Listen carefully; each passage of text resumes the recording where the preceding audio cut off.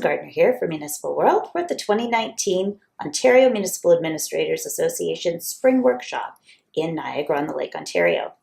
Joining me in the Municipal World Media Center is Kirk Fox from Develop. Welcome. Thank you.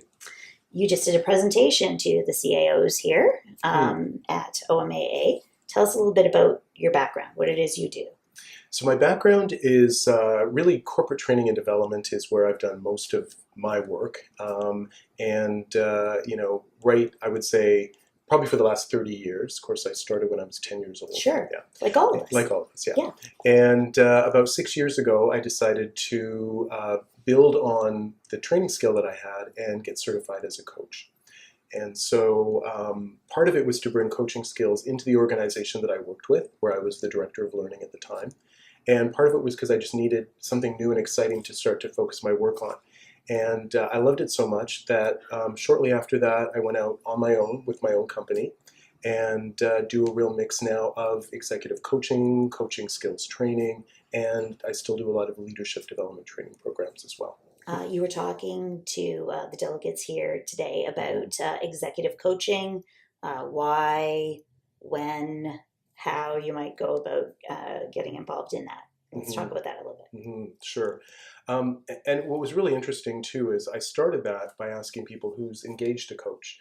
And I would say over half the room put up their hand, which is really exciting because it does show that there is quite a good awareness about this and participation in it. So I guess there's so many factors to consider. But what I was also, kind of weaving into the talk that I just gave was some numbers and statistics that came from a survey done recently globally as to why people do engage a coach. So not being able to ask, for confidential reasons why people Sure. use their coach, it's sometimes easier to just, look at, generally why people do. So, typically I think the things that we see people wanting to use a coach for are really interpersonal skills, communication skills, looking at work-life balance issues, improving productivity for themselves and their teams.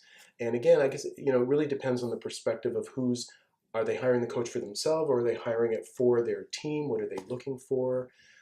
So those are just, some of the things that people want to hire a coach for.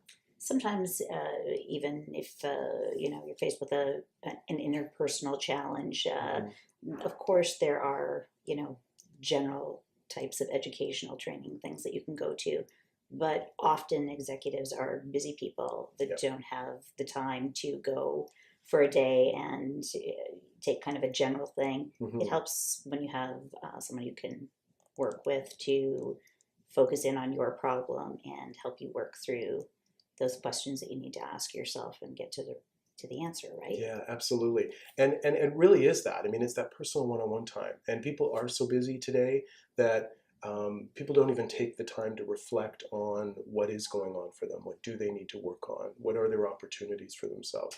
And it's interesting, you said the word problem, and some of the issues that I talked about are things that people use coaching for. But I think it's really important to realize that coaching is helpful whether there's, real identified issues or not. The thing we talk about a lot is helping people build on areas where they're already strong, how to be, more successful than you already are. So it isn't always about fixing a problem or fixing something that's broken. Right. It's looking at where are we already capable and competent? Where do we want to go? Where do we want to develop? What's our next step? So real positive opportunities to also use for coaching. And sometimes those opportunities, I think, you're obviously too close to your own life and your own experience, and having that outside perspective can be helpful to help shine a light on the things you maybe don't see, right? Right, absolutely, which I would call blind spots. Yes. Right? And so a good coach is going to ask good questions, good, powerful questions that get people to think differently about the challenges or the things that they're faced with every day, uncover some of those blind spots, and then, decide how they want to work on those and, what difference it makes for them. And coaching is also very forward focused too. So we don't spend a lot of time looking back on what hasn't worked and problems, and, that's more therapy. right? Right. Even though sometimes I hear coaching does feel like therapy, Yeah, but I've it's heard really, that too. yeah, but it's really looking at, we might ask some questions that say, well, what have you tried? What worked? What hasn't worked? And now let's use that information to see, all right, so what are we going to do next? And it's very, forward focused. Okay. So, how do you go about embarking on the coaching process if you think this might be valuable? So do you mean working with somebody What and does what? the process look like? So the process typically is, I mean, what I do is very typical, I think, of what most executive coaches would do. And that's offer what I call like an introductory meeting. Um, and this is really an opportunity just to get to know each other. For me as a coach, it gives me the opportunity to find out, what you're looking for, what you want to use the coaching for. Do you have time for this right now? Because Right. that may seem obvious, but sometimes people don't. And so, there's that consideration, but also most importantly, so that they understand what coaching is, what the process is that we will follow in our work together, Right. because there's a lot of misconceptions. Sometimes people think they're hiring a consultant, they're coming to me for my advice and experience, but that isn't what I do. My experience is to ask you questions so that you consider what you need to do. Yeah. You have all the answers, and I Help you believe that. unlock them, right? Exactly. So the first meeting is really about making sure the person understands what it is, um, has an idea on what they want to use it for, and also, is this a good fit for them? Because if it doesn't feel like a good fit from either their perspective or my perspective, Right. then it's better to not pursue this and to look for another person. Right. Because it's really important. That relationship is really important, right? Absolutely. To get a good match so that Mhm. you can achieve what you want to do. And that match can be so subjective, right? It can be personality. It can be, I always ask, how do you want me to be with you? In a very general way, so that people can say, I want you to be direct. I want you to call me on my stuff Yeah. if you need to, and those are the kind of things that I want to know up front, because not everybody wants that assertive interaction, if you will, but others really do. Yes. So it's just sort of understanding all of that at the very beginning before we even get into the actual coaching. And I think it's true that folks that are in a senior leadership role, they don't have a lot of places they can go to for that kind of unbiased sort of perspective and feedback, right? Mm-hmm. To tell it to them straight and help them make those course adjustments they need to make. So Mm-hmm. it helps if they can have an objective outside. And I think that point is key. I made a point in my talk just now that I'm going to be a better coach for you if I don't have the knowledge and experience that you have in your workplace. And that is a bit controversial for some people, because a lot of Seems times, counterintuitive a little bit, in a right? way, right, people phone me up and say, do you have healthcare experience? Do you have financial experience? Because they're looking for somebody with experience in their sector. And I make a case successfully that I'm going to be a better coach without it. And the reason is, if I have knowledge and skills in your area, I automatically have blinders on with my perspective. Yeah. And I'm going to have an opinion on what you should do and where you should go and what decisions you should make. And then I'm not coaching, I'm consulting. Yeah. And if you wanted that, then you should hire a consultant. I'm here to ask you questions to come up with your course of action and the direction you want to go. And it's a very different relationship. And so if I don't have that knowledge and skills, I'm completely curious and asking questions from that place, not a question where I've already made a judgment. So the coaching process. Mm-hmm. You talked about the kind of introductory meeting, determining the fit and so on. Right. What sort of time commitment process does it look like from there? How long does that process typically take? Right. I understand there's going to be variations. Yes. But how long does that process usually take, and what do the sessions look like, and that kind of thing?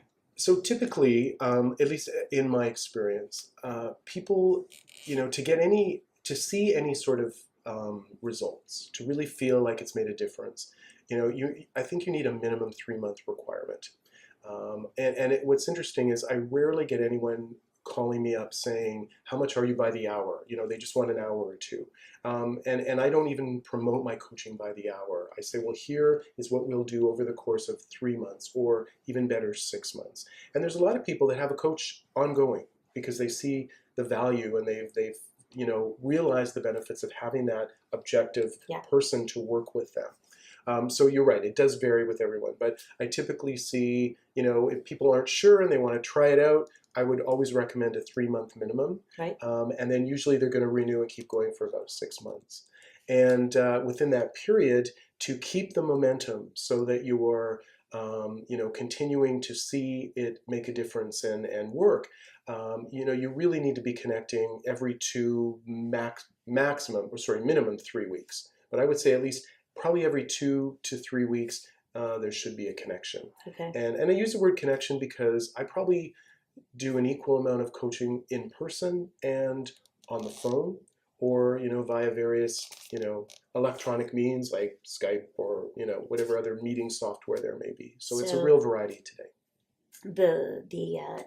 There's not a need to have a physical presence there. You can do it electronically, Zoom meeting, that kind of thing. You can, but and I always say that where geographically possible, where logistically possible, I always like to have the first maybe few meetings in person, just to really establish that rapport, start to build that relationship. But I firmly believe that coaching can be just as good over the telephone. But I think there needs to be an element of trust and familiarity and all that established, and it's usually best face to face. Now that said, I have had some very successful coaching relationships with people that have been completely online or completely over the telephone. I coach actually MBA students as well right now, and it's all over the telephone. So it doesn't have to be, but if possible, I always think it should be at least to start off with in person. Okay. So the bottom line is, if you're in a leadership position, it's going to be a valuable tool for you to, whether you're experiencing difficulties or not, there can be some good benefits to you and your organization by working with a coach to kind of take your game to the next level.